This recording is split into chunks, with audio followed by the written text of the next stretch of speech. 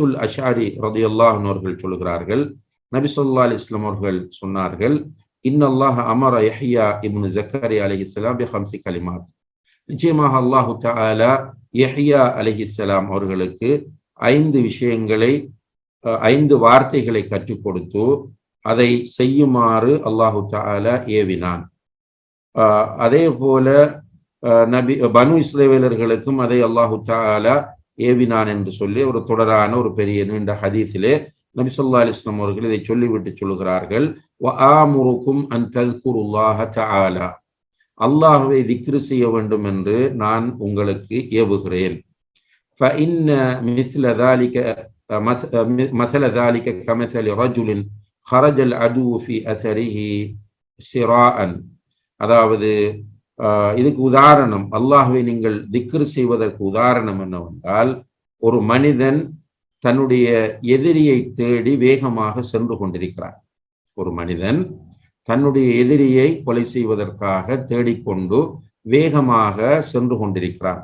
அப்படி வேகமாக அவன் சென்று கொண்டிருக்கும் போது எதிரி போய் ஒரு கோட்டைக்குள் மறைந்து கொள்கிறான். ஒரு பலமான ஸ்ட்ராங்காக கட்டப்பட்ட ஒரு கோட்டைக்குள் போய் மறைந்து கொள்கிறான். இந்த கோட்டைக்குள் போய் மறைந்து கொண்டால் அவனுக்கு பாதுகாப்பு கிடைக்கிறது.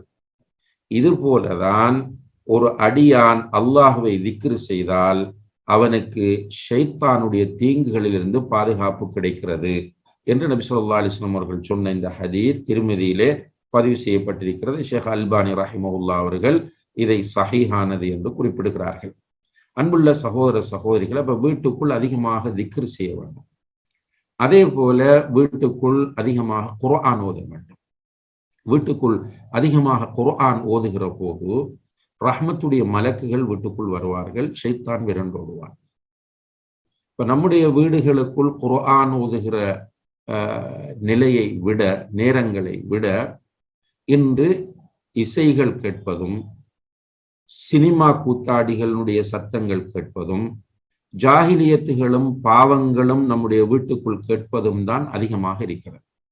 நம்ம பேசும்போது கூட வீட்டில் நல்ல விஷயங்கள் அதிகமாக பேசப்படுவதை விட திட்டுவது, ஏசுவது, விமர்சனம் செய்வது, சண்டை பிடிப்பது, இந்த புறம் பேசுவது, கோல் சொல்வது, இது அதிகமாக இடம்பெறுகிறது. இது போக இந்த டிவைஸுகள் மூலம் வரக்கூடிய சத்தங்களை கேட்டால் அவையும் அதிகமாக ஜாஹிலியத்தானதாக இருக்கிறது. அப்ப வீட்டுக்குள் குர்ஆன் ஓதப்படுகிற சத்தம் கேட்டுக்கொண்டே இருக்க வேண்டும். குறிப்பாக ஒரு முஃமினுடைய வீட்டில் எந்த நேரமும் குர்ஆன் ஓதப்பட வேண்டும். அல்லாஹு தஆலா அல் குர்ஆனிலே சொல்லும் போது, வஇன் அஹதும் மினல் முஷ்ரிகீன இஸ்தஜாரக் ஃபஅஜிர்ஹு ஹத்தா யஸ்மஅ கலாம் அல்லாஹ். முஷ்ரிக்குகளில் இணை வைக்கக்கூடியவர்கள் யாராவது அவர்களுடைய எதிரிகள் துரத்தி கொண்டு வருகிறார்கள் என்று சொல்லி உங்களுடைய வீட்டுக்குள் பாதுகாப்பு தேடி வந்தால், புகலிடம் தேடி வந்தால் அவர்களுக்கு நீங்கள் பாதுகாப்பு கொடுங்கள், புகலிடம் கொடுங்கள் என்று அல்லாஹு தஆலா சொல்லுகிறார். ஏனென்றால் ஹத்தா யஸ்மஅ கலாம் அல்லாஹ், அல்லாஹுடைய கலாமை வந்திருக்கிற முஷ்ரிக் செவிமடுப்பதற்காக. அப்ப ஒரு முஷ்ரிக் நம்முடைய வீட்டில் வந்து ஒரு ரூமிலே தங்கி இருப்பார். நாம் நம்முடைய ரூமிலே இருந்து கொண்டு அல்லது ஹாலிலே இருந்து கொண்டு நாம் குர்ஆன் ஓதி கொண்டிருப்போம். கொஞ்ச நேரம் நாம் ஓதுவோம், பிறகு வைப் ஓதுவார், பிள்ளை ஓதுவார், மற்ற பிள்ளை ஓதுவார். ஒரு வீட்டில் எந்த நேரமும் குர்ஆன் ஓதப்பட்டு கொண்டு இருக்க வேண்டும். ஆனால் இன்றைக்கு குர்ஆனை விட்டு கொஞ்சம் கொஞ்சமாக தூரமாகி கொண்டிருக்கிறோம். அதனால் நம்முடைய சம்பளத்தை கேட்டால் மாஷா அல்லாஹ் நல்ல சேலரி, பரக்கத்தான சேலரி, பெரிய அமௌண்ட், பிஸ்னஸ் பெரிய பிஸ்னஸ், ஆனால் வீட்டில் பரக்கத்து இல்லை. கணவனும் மனைவியும் நல்லவர்கள் தான், ஆனால் வீட்டில் நிம்மதி இல்லை என்பதை இன்று ஒரு பெரிய கம்ப்ளைண்டாக நாம் சொல்வதை பார்க்கிறோம். காரணம் என்னவென்று கேட்டால் குர்ஆன் ஓதுவது என்பது அப்படியே விடுபட்டு போய்விடுகிறது. வீட்டில் மௌலவிகள் இருப்பார்கள், மௌலவியாக்கள் இருப்பார்கள், ஆனால் அவர்கள் கூட இந்த குர்ஆன் ஓதுகிற விஷயத்தில் மிகப்பெரிய ஒரு பொடுபோக்கோடு இருப்பதை நாம் பார்க்கிறோம். எனவே எந்த வீட்டில் குர்ஆன் ஓதப்படுகிறதோ அந்த வீட்டில் உள்ளவர்கள் ஷைத்தானுடைய தீங்கிலிருந்து நிச்சயமாக பாதுகாப்பு பெறுவார்கள் என்பதிலே எந்த விதமான சந்தேகமும் இல்லை. எனவே அன்புள்ள சகோதர சகோதரிகள், வீட்டில் அதிகமாக குர்ஆன் ஓத வேண்டும். அதிலும் குறிப்பாக நபி ஸல்லல்லாஹு அலைஹி வஸல்லம் அவர்கள் சொன்னார்கள், உங்களுடைய வீடுகளை மக்பராக்களாக, மையத்துகள் அடக்கப்படுகின்ற கபுர்ஸ்தானங்களாக ஆக்கி விடாதீர்கள். وَإِنَّ الشَّيْطَانَ يَنْفِرُ مِنَ الْبَيْتِ الَّذِي تُقْرَأُ فِيهِ سُورَةُ الْبَقَرَةِ எந்த வீட்டில் சூரத்துல் பக்கரா ஓதப்படுகிறதோ அந்த வீட்டிலிருந்து ஷைத்தான் விரண்டோடுகிறான் என்று சொன்னார்கள். எந்த வீட்டில் சூரத்துல் பக்கரா ஓதப்படுகிறதோ அந்த வீட்டிலிருந்து ஷைத்தான் விரண்டோடுகிறான் என்று சொன்னார்கள். இந்த ஹதீஸ் சஹீஹ் முஸ்லிமிலே பதிவு செய்யப்பட்டிருக்கிறது. எனவே நம்முடைய வீட்டில் அதிகமாக சூரத்துல் பக்கராவை நாம் ஓத வேண்டும். சில நேரங்களில் நாம் பெண்களை பொறுத்தவரையில் அவர்கள் கிச்சன்ல சில நேரங்கள்ல அரை மணி நேரம் 1 hour பிஸியாக இருப்பார்கள். அப்படி அந்நேரத்தில் கிச்சன்ல போன்ல சூரத்துல் பக்கராவை போட்டுக்கொண்டு கேட்டுக்கொண்டு, பிள்ளைகளும் இருக்க மாட்டார்கள், வேறு யாருடைய டிஸ்டர்பன்ஸும் இருக்காது, அப்படி இருக்கிற நேரத்தில் போட்டுக்கொண்டு கேட்டுக்கொண்டிருக்கலாம். இப்படி சூரத்துல் பக்கராவை நாம் வீட்டிலே அதனுடைய ஆடியோவை போட்டு கேட்கிற போதும் கூட ஷைத்தான் நம்முடைய வீட்டிலிருந்து விரண்டோடுவதற்கு வாய்ப்பிருக்கிறது என்பதை நாம் புரிந்து கொள்ள வேண்டும். அதே போல சூரத்துல் பக்கராவினுடைய இறுதி 2 வசனங்களை ஓதுவதும்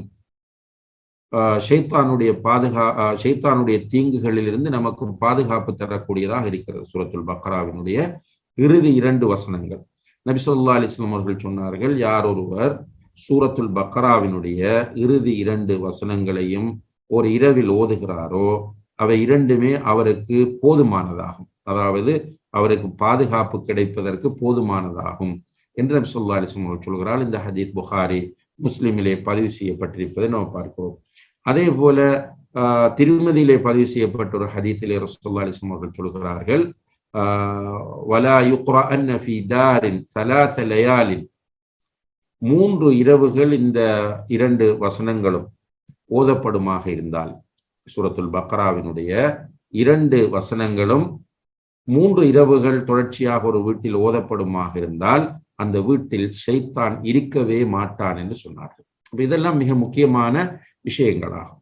எனவே அன்புள்ள சகோதர சகோதரிகளே, அதே போல ஆயத்துல் குர்சியை வீட்டிலே ஓதுவது, நம்ம அதற்கு நிறைய சந்தர்ப்பங்கள் இருக்கின்றன. குறிப்பாக தூங்குகிற போது ஆயத்துல் குர்சியை எல்லோரும் வீட்டில் உள்ளவர்கள் ஓதிக்கொண்டு தூங்குவது. இவ்வாறு செய்தால் ஷைத்தானுடைய தீங்குகளில் இருந்து நமக்கு பாதுகாப்பு கிடைக்கும்.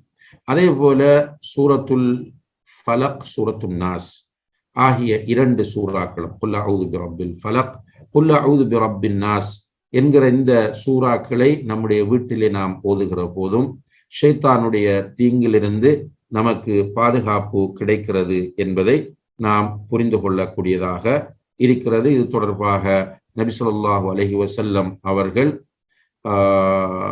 அபூ சயீத் அல்-குத்ரி ரலியல்லாஹு அன்ஹு அவர்கள் அறிவிக்கிறார்கள், கான ரசூலுல்லாஹி ஸல்லல்லாஹு அலைஹி வஸல்லம் யதஅவ்வது மினல் ஜான் வ ஐனில் இன்ஸ் ஹத்தா நஸலத்தில் முஅவ்விததான்.